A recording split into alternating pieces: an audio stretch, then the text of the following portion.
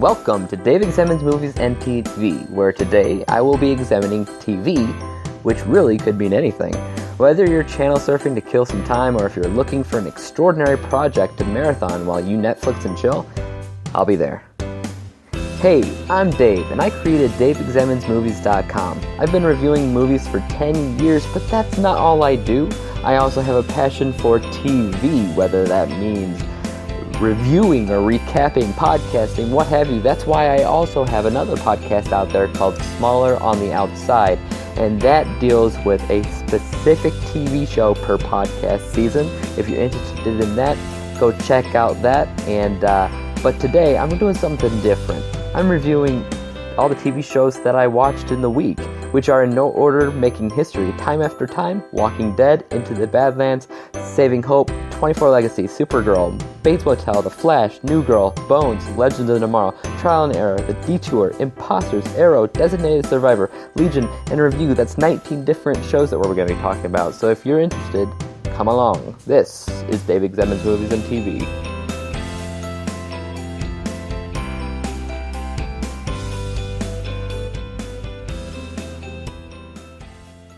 Alrighty, Dave Examines Movies and TV, TV Tuesday, the first TV Tuesday of the podcast history.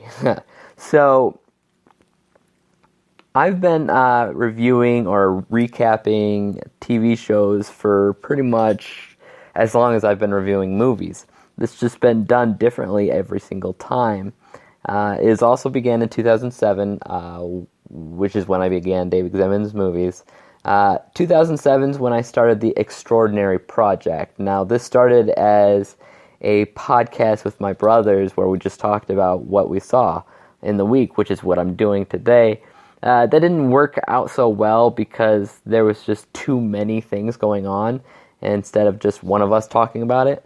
But that's fine. And then that moved into making recaps, writing recaps for different websites, for my own website and others. I knew I did quite a bit of recapping 24 and Prison Break when they were big hits on Fox. And I did that for a different website that no longer exists, but they were pretty big websites back then as well. And so I've always watched TV and movies pretty consistently with each other. If you actually want to check out my my status or track my progress with different TV shows and movies, even make some suggestions, I'm actually on tracked.tv. That's TRAKT.tv. And that's just basically a social network where you can keep track of everything that you've seen, even multiple viewings of something, and it'll tell you how much of your life you spent watching TV and movies, and mine's pretty high up there. I know I've spent more than a year, I think, of just straight TV. So, I mean, there's a lot on there that you can check out. So check out that website. I'm on there. My username is IAMDWG. So if you want to add me, great. If not, whatever. So I've been doing that. It also tracks my movie watching as well. So this podcast goes through everything that I watch on there. Anyways, last week, between the days of March 19th through the 25th of this year, I watched apparently 19 different TV shows, not counting the YouTube stuff that I watch, because I do watch some YouTube channel stuff as well, and I also listen to other podcasts, but I don't include those in here. I only include the 19, scripted shows or what have you. So I told you all the shows in order of nothing, really. I think it was more along the lines of chronological order of when they aired, but I can't really be sure if that's true or not. Now, I talked about Making History, Time After Time, Legends of Tomorrow that I watched last week, which are all time travel TV shows. The only one that I don't have in here because it didn't air last week was Timeless, which is another time travel show. So there's at least 4 different time travel shows that are going on at one time. And first off, how do you decide on what time show you should watch? If it should be all of them like I watch, or should you just pick one and choose one? Well, I guess that all depends on what you're going after. If you also watch the CW superhero shows, you probably just want to stick with Legends of Tomorrow. But if you're just a time travel nutcase, I'm a time travel nutcase. It really depends. Timeless is probably the most interesting one because they use that element the most to go through time and go to different periods that you probably have heard of. And if you haven't heard of that time period specifically, they'll throw in stuff that you have heard that happened during that time period as well. Timeless is very interesting for that, but it is also very episodic, I should say, or episodic. I don't know how to actually say that word. So there's not a huge reason you should watch it. I actually get confused here and there while watching it as to what's really going on, and not in the good way like with Lost. So Timeless is just fun and whatever. Making History is funny, but I notice for the most part they keep going back to the same exact time period that the pilot aired in, and it doesn't really utilize the time travel all that much. It did more this week, but last week, again, it was just going back to that time period, and it is what it is. I wish it had more exploration into time travel than it did because, I mean, it's time travel. You can go anywhere. Time After Time is an interesting one. It's actually based off of an old movie, I think in the 60s, not The Time Machine, which also has H.G. Wells in it. But Time After Time is actually a movie with, I believe, H.G. Wells as well. But it involves him going through time trying to capture, Jack the Ripper, as Jack the Ripper escaped in his time machine. The cool thing about that is that it kind of reminds me of Where in Time is Carmen Sandiego, because he does escape here and there through time. Not so much until this week, but they are also not using the time machine to go back to, the 1800s or wherever they came from every single week either. So they stay in present time for the most part because it's not episodic.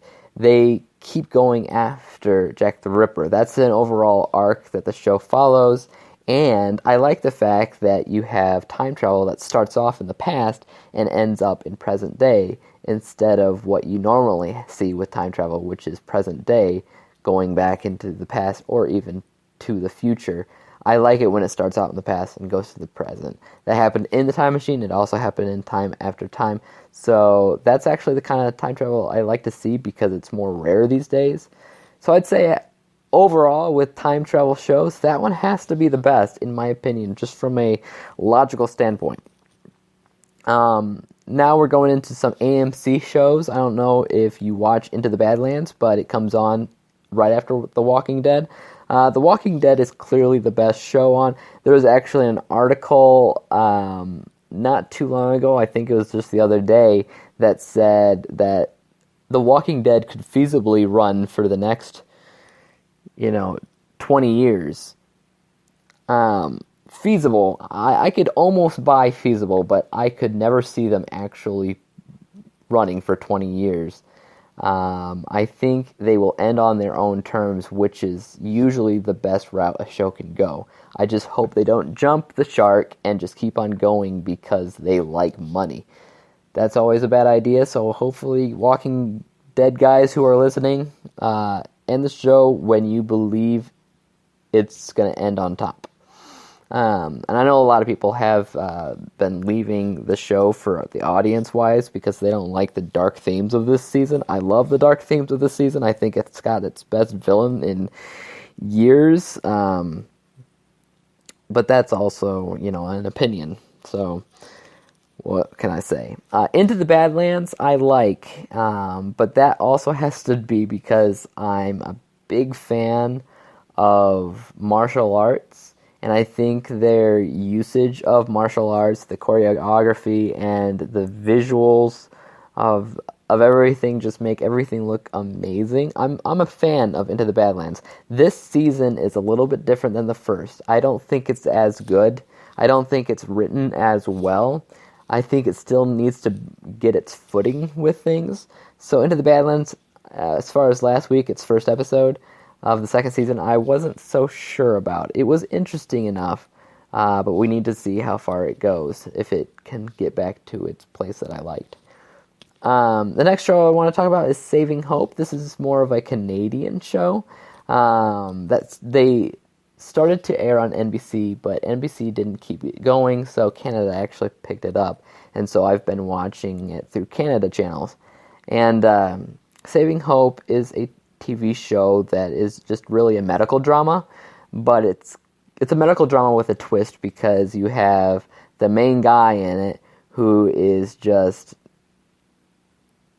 dead. At least in the first season, he's like in a coma, and he's a ghost, and he sees all these people getting operated on, and he sees their ghosts, and he's able to interact with them and help them move on if they die, or help them decide to go back to their body if that's what they need to do. So it's one of those types of shows.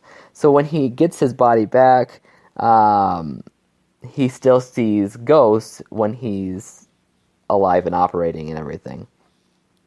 So now the show is really, really episodic, and he just helps the next ghost that comes around deal with whatever they need to deal with, if they need to move on or whatnot. It doesn't really add anything to it. The most I could say it reminds me of is probably Ghost Whisperer, because that's really what he does. But for the most part, I think the show's been going downhill since it began. I think Saving Hope is a good idea, but I don't know where they're going. Actually, I do. This is their final season, so I hope they go out with a bang. But if not, no harm done. The next one I want to talk about is 24 Legacy. 24 Legacy, of course, is the spin-off / sequel series of the hit show 24. I think they decided to do this after they did the 24 Live Another Day series with Kiefer Sutherland, and they said, hey, enough people like this, let's do this again, let's just bring in a whole new actor and everything. Now, 24 Legacy is interesting. I think it feels like 24. I think it really feels like 24, which is awesome, but I'm not so sure about the casting. I think the casting could really use some help there, and that is in regards to pretty much everybody on the casting list, especially the main guy who is taking place of Kiefer Sutherland. He doesn't have the attitude enough. When he tries to push it to sound like he does, it doesn't sound as real. But then again, nobody could ever match Kiefer Sutherland. He just has that body language that nobody else could ever match. He just looks tough, like you don't want to mess with him, and then he's got a voice to match that. This guy, I don't know. I think he's okay. I think he's got a lot of shoes to fill before he can ever get to that point. But otherwise, the show's actually not that bad. I thought it was okay. But not the top 3 of the week. The next one's Supergirl. If you remember, Supergirl started out on CBS, but when CBS was canceling it, they moved it over to CW to match with everything else. Everything else in question is, Arrow, Flash, Legends of Tomorrow, things like that. And so they added Supergirl into the mix, but it's not really the same universe. She lives in a different world, which is kind of boring, but whatever. Supergirl is better, I think, in the second season, because I think CW has a little bit better of a budget to consider while using superhero stuff. I didn't like the first season, how she took off and flew, because it was like in the snap of an eye or a finger or whatever, and they definitely improved her taking off and landing in the second season. That's the main improvements. They also made some improvements with casting choices. They've brought in Terry Hatcher from Lois and Clark. So they've had a lot of Superman casting from the past show up on this show, which was something that I love to see in Smallville as well. So I'm enjoying the season just enough. I don't think it's so amazing that if you miss an episode, you missed everything. It's just a show you need to watch because it's part of this CW universe. Bates Motel is up next, and Bates Motel, of course, is based off of the Scream franchise. This is also the final season of Bates Motel. Last week had a stellar episode that I really liked, and that was because it felt like the beginning of the Psycho movie. Did I say Scream franchise before? I'm sorry. Psycho franchise. Bates Motel is based off of the Psycho franchise. Anyways, the first episode of this, not the first episode, the last episode, last week of Bates Motel was really good because it felt like the beginning of the Psycho movies. And you knew what was happening because if you are a fan of Psycho, you know what's going to happen. And that's what I'm excited to see because this was something else. They were building up to it in the first portion of the season, but nothing really mattered until last week. Last week introduced Marion Crane in full. Like, I mean, it was Rihanna and everything, and she did a good job playing Marion. But I think the next episode's going to be pretty interesting. I'm not sure when they're going to, do the whole but I hope they do it in a classic way. So I'm going to say that Bates Motel was one of the final 3 of the best episodes last week. Next up is The Flash. The Flash, of course, is based off the DC Comics, as well as everything else on the CW as far as the superheroes go. The Flash was a pretty good episode. Now, I like The Flash. The Flash is probably my favorite out of the bunch for the CW superhero shows. I think it's got just the right tones and just the right villains and just the right kind of humor and characters and everything. That's why it's my favorite. But I believe that the last episode of The Flash was specifically special because it was a musical episode. I've heard about this musical episode coming up, I think, before the last season was even over airing. And I was interested because a lot of the actors in The Flash, and actually some of the other shows on CW as well, are known for their musical performances. Specifically The Flash and Supergirl, because this is a crossover. Flash and Supergirl, the actors there were both in Glee, the last season of Glee at least. So they can sing, but you're not entirely sure how many other people in the show can sing, but it is quite a bit, and it is to a surprising level because some of them have been in Broadway and all that. Some interesting factoids about that episode. The songwriter from My Crazy Ex-Girlfriend, that's on the CW. I don't actually watch that, but I know it's a musical show. The songwriter of that actually wrote a song for this, My Super Friend, I believe it's called, or maybe it's just Super Friend. And then the songwriters of La La Land actually wrote one of the songs in the show as well. The rest are actually just, covers, but those 2 songs are pretty interesting. My favorite, of course, were the one written by the people who did La La Land, which I still have not seen to this day. I plan to at some point. And when I do, I will make a review. But I have not seen La La Land, but I know that they're pretty famous for the music. So the Flash musical episode will also be going into my top 3 of the week. Next up is New Girl. As far as New Girl is concerned, and a lot of these sitcoms, like what else did I watch for sitcoms last week? I watched The Detour, Trial and Error, and Review. As far as these sitcom shows, they're pretty forgettable. They're like temporary laugh or don't laugh, we don't care, and then it's over with. As far as these sitcoms, what my favorite one is, it's probably I don't know. It's a match between Trial and Error and review. Last year it'd probably be the Detour, but I think as far as the Detour is concerned, this season's different than the first. There's not as much of a grand plan, so it's not as funny. Plus, it's not a road trip. I mean, I don't know. The Detour's funny enough to keep that humor going, but I think their story's been told. Anyways, Trial and Error is a funny sitcom for a lawyer show. I really like it. I think it's unique and funny. I probably said that a few times. Review is a show that I've been watching for a few years now. This is the 3rd season of Review, and this is on Comedy Central. Review is basically about a guy that reviews everything, reviews life. It is scripted, so he doesn't actually try everything in life, but for what it is funny. I like it. I will always watch an episode of that because I also like to review things as well. So, New Girl, whatever. Trial and Error, it's good. Review's good. The Detour is good. It's all just sitcom stuff, but between those two, Review and Trial and Error is probably the best. But none of them are added to my top 3. Bones.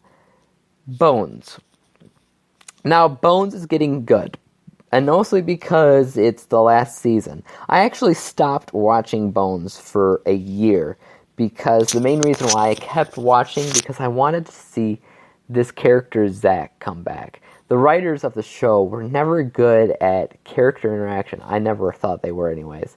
And chemistry, and knowing what's important. Because when Booth and Bones started dating, I couldn't remember when that happened because I think it happened over a season. I think the same thing happened when she got pregnant over a season. Like, you never see these things transpire, and it's kind of a disappointment. And it was really cut the cake when they really got Zach off the show. And Zach was one of my favorites. And his storyline was always really, really strong. And they always ignored it for years, and I just cut it and stopped watching because they ignored it. Then, of course, I read that the last season was going to have Zach again. Oh my gosh. So I had to rewatch everything that I missed out on, and it took a while to get there because the episodes aren't all that great. And then, yes, the first episode was great because it had Zach, and then, of course, Zach was not in a few episodes. I don't know why they feel like making all these filler medical, episodes without really getting down to the bare bones, these stories that everybody wants to hear about Zach and everything. It's like they ran out of material, and they're like, let's just save it for the end. Oh, man. But last episode did have Zach in it, so that was pretty cool. It was his trial to see if he's actually innocent or not. And there's some cool things there. But it was mostly an okay episode. Even with Zach there, it was mostly just an okay episode. But it's cool to see him, which is why I said this season is better than the last few. But no, not on the top 3 for that. Legends of Tomorrow, what I mentioned above, or before rather. Legend of Tomorrow is a time-traveling show that's in that superhero range of shows on the CW. They sometimes go to places that you've heard of. Like, this season was pretty good with going to, George Lucas's and talking about Indiana Jones and Star Wars and things like that. And they've done certain things like that instead of going to actual events that you've heard of, which is pretty cool. But for the most part, this show is completely original or unique on its own. They have things that they're looking for themselves. It does not matter to us. It doesn't matter to us what we're watching, what they're finding, what they're doing, because it's completely character-based and independently story-based on their own. Legend of Tomorrow is a show that you want to watch because it's based off of this entire universe like the rest of the CW shows, but it is entertaining. Trial and Error, I already talked about that. Detour, I already talked about that. Arrow is, again, CW superhero universe. Arrow has been declining for a lot of fans out there. When they first started, it was crazy when it started.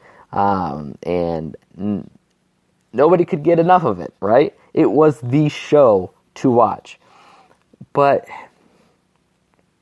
the more seasons it gets, the more it kind of declines. And I've been reading a lot of comments about it that they're like, I'm done with this show. I don't care if it's part of the universe. I don't care if there's crossovers. I don't care if this or that. And they're right. Arrow is kind of boring now. This week's episode, which I'll get into, I guess, next week, or maybe not. I don't know what I'm doing with TV Tuesdays at this point. But Arrow this week was pretty good because it had a little bit of a revelation. It was a little bit entertaining with the flashbacks. But for the most part, this show is really boring. And I can't really say much more than that. Designated Survivor is where Kiefer Sutherland went after 24 and after his other show with the kid. Designated Survivor, he's the president of the United States. And it's really like White House stuff. So like the West Wing and stuff like that. It's a drama show about politics and things like that. But even so, it's got a good president. He's very honest and he's very humble with what he does, but he's also fair and tough.